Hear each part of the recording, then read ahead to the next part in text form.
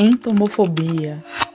Fobia de insetos, artrópodes e vermes, e outros animais semelhantes a estes. Pessoas que têm este quadro de fobia têm uma imagem completamente distorcida a respeito desses animais. Podem ter grandes crises de ansiedade e pânico. Pessoas com esse quadro podem até mesmo sentir como se seu corpo estivesse infestado por esses animais. Com certeza absoluta, este vídeo não é recomendável para pessoas que têm algum quadro desses.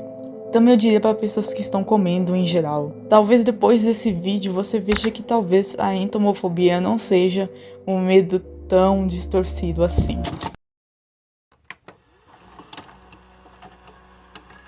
Parasita. Esse termo significa que é um organismo que vive em ou em outro organismo dele, obtendo alimento e causando-lhe dano. Isso normalmente.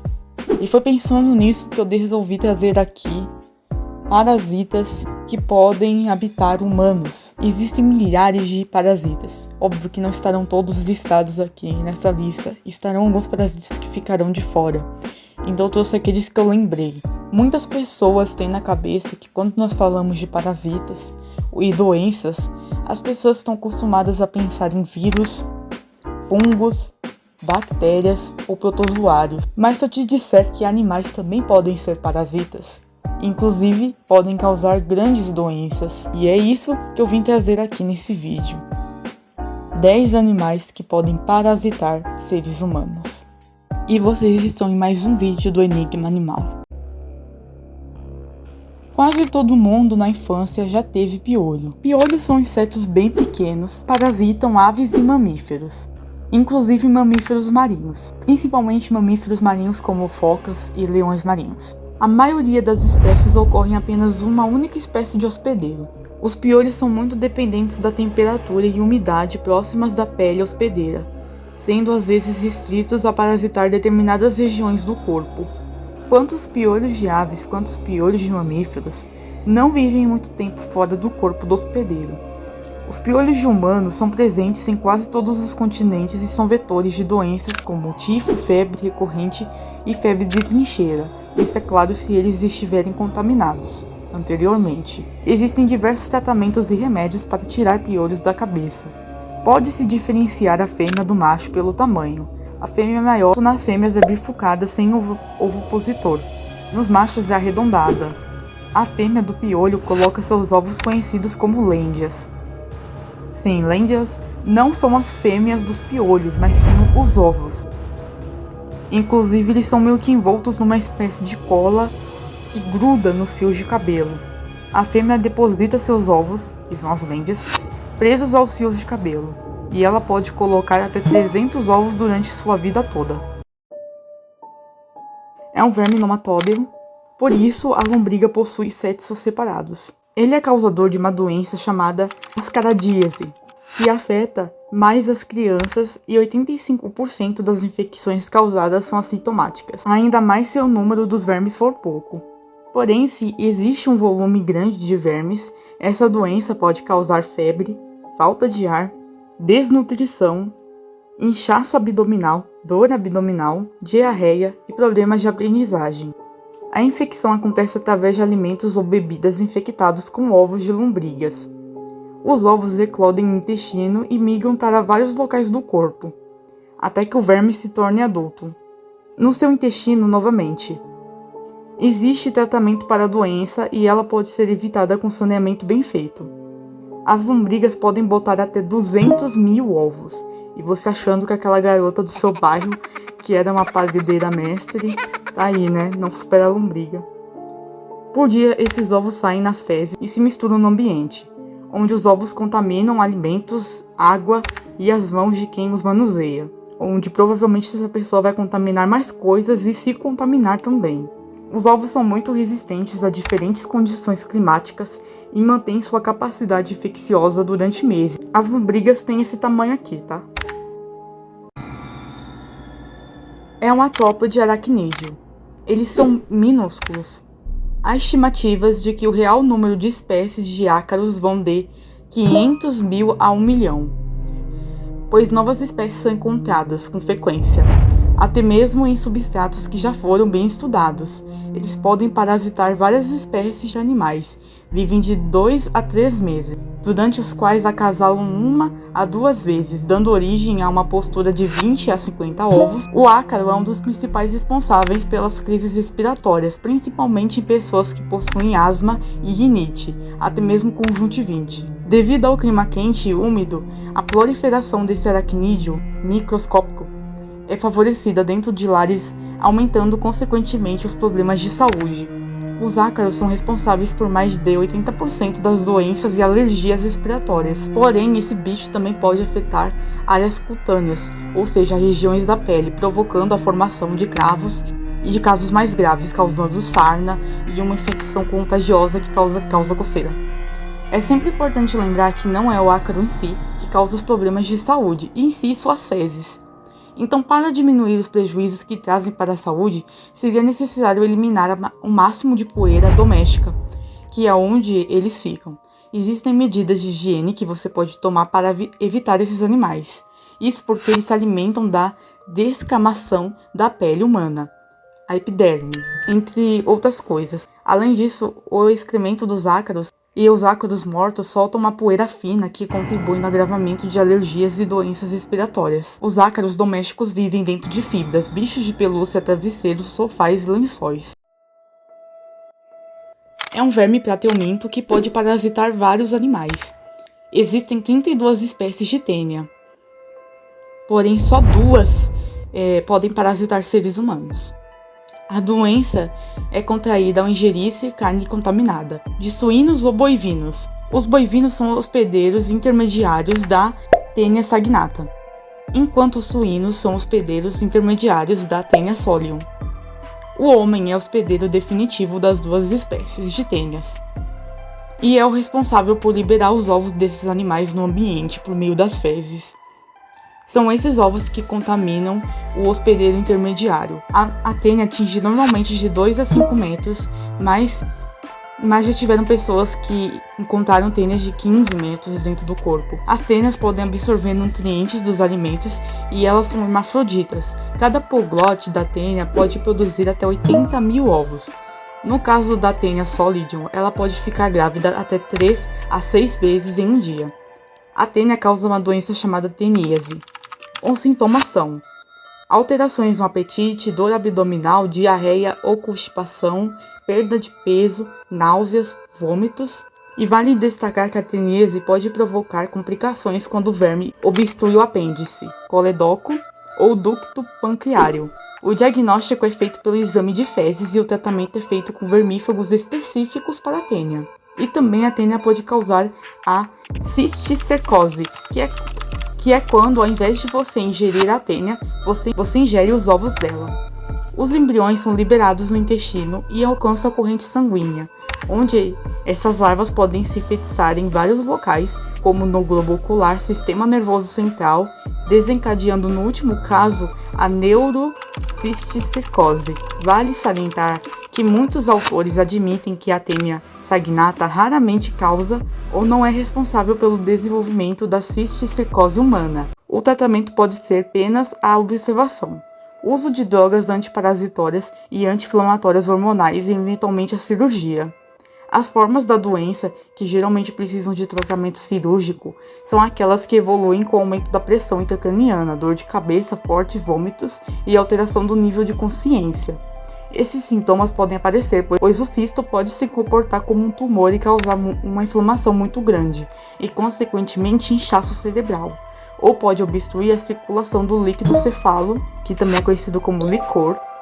A cirurgia pode ser realizada para retirar o cisto que está causando o problema, para descomprimir o cérebro que está sofrendo com inchaço, ou para desobstruir a circulação do licor através da derivação licórica.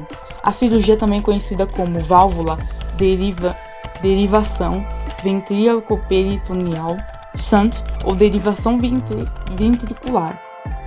A neurocircose, que acomete a coluna ou a amêndola espinhal, também tem a indicação de cirurgia se estiver comprimindo os nervos ou a medula.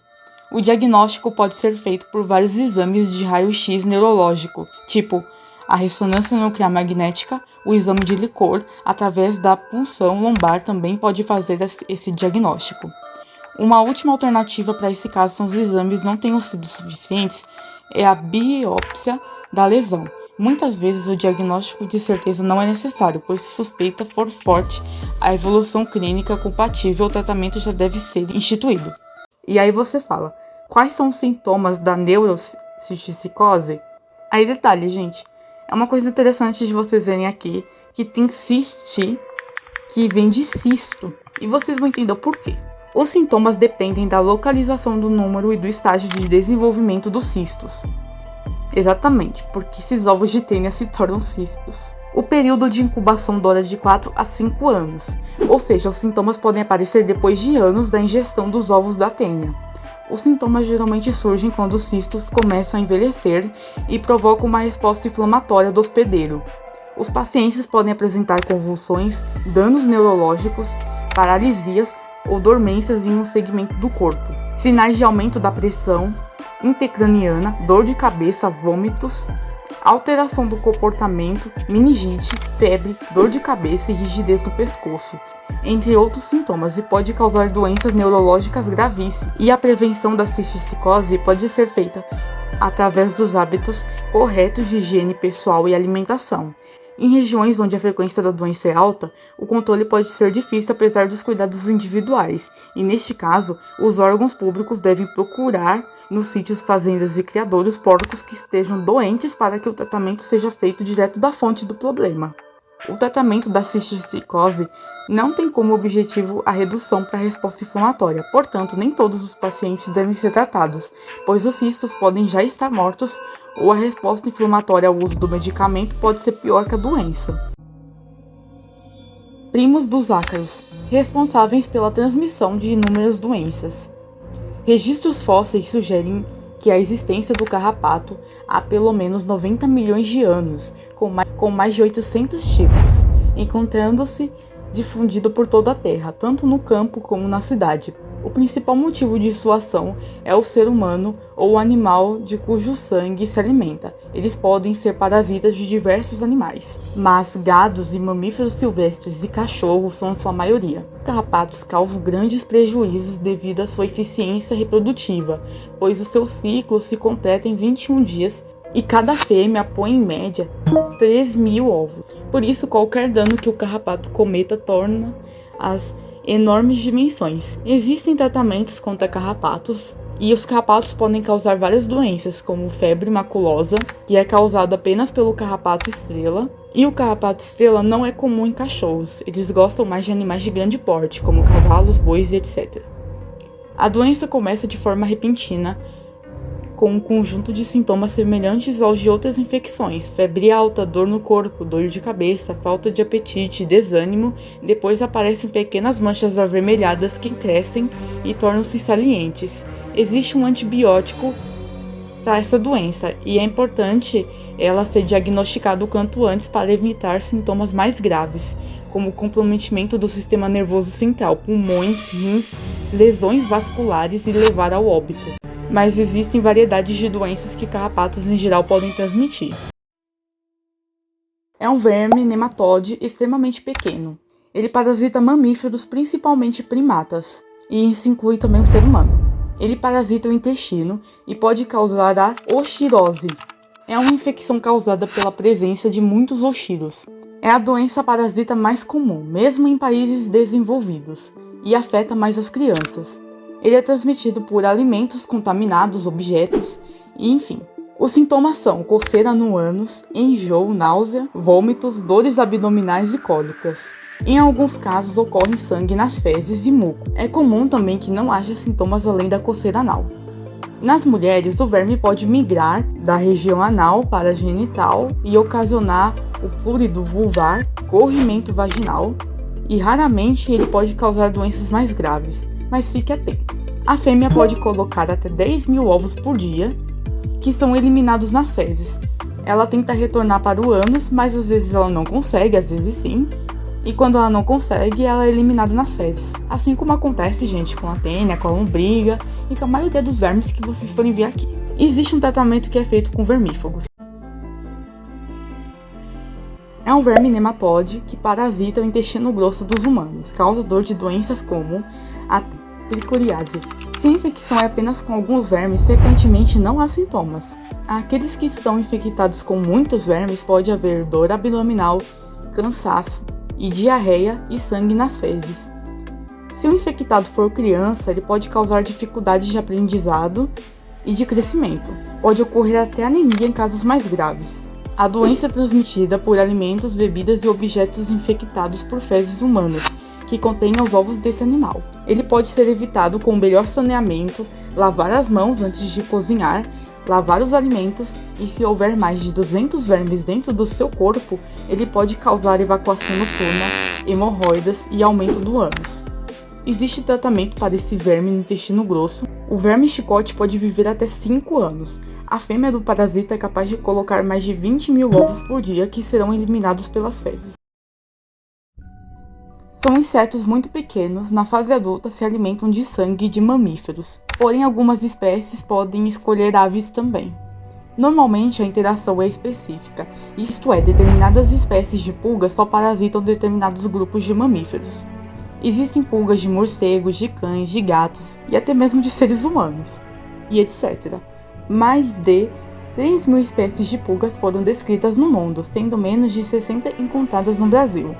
Elas podem causar doenças como peste bubônica, tifo e existe uma espécie de pulga conhecida no Brasil como bicho do pé. Mas lembrando, gente, sobre as pulgas transmitirem tifo e peste bubônica, é só se elas estiverem contaminadas anteriormente. Mas mesmo assim, fiquem atentos. Sobre o bicho do pé, a fêmea dessa espécie entra debaixo da unha e suga o sangue, podendo causar gangrena, tétano, deformidade, te contaminar com fungos ou infecções. Elas podem botar até 40 ovos por dia. Apesar de não ser tão comum, existem sim casos de pessoas que podem ser parasitadas por ovos de insetos. Tipo, já teve um caso de uma barata que foi retirada do ouvido de uma mulher. Tipo, imagine se ela colocasse ovos, né? Mas é mais comum bicheira por ovos de mosca, principalmente as varigeiras, por meio de feridas abertas e coisas do tipo, causando doenças gravíssimas. É só você buscar no Google coisas como miases e por aí vai.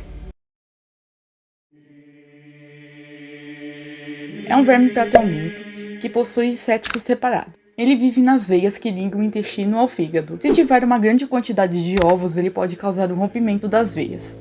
Além disso, ocorre um aumento no volume abdominal devido ao crescimento desproporcional do fígado e do baço.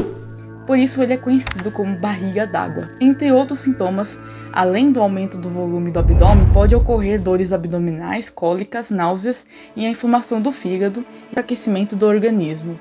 Inicialmente, o Mansoni, que é o esquitossomo, põe seus ovos nas veias do intestino do hospedeiro definitivo, que é o homem. Esses ovos atravessam as paredes das veias e do intestino e são eliminados juntamente com as fezes. Eles se tornam larvas e passam a viver em um caramujo. Depois que saem do caramujo, eles passam a viver na água.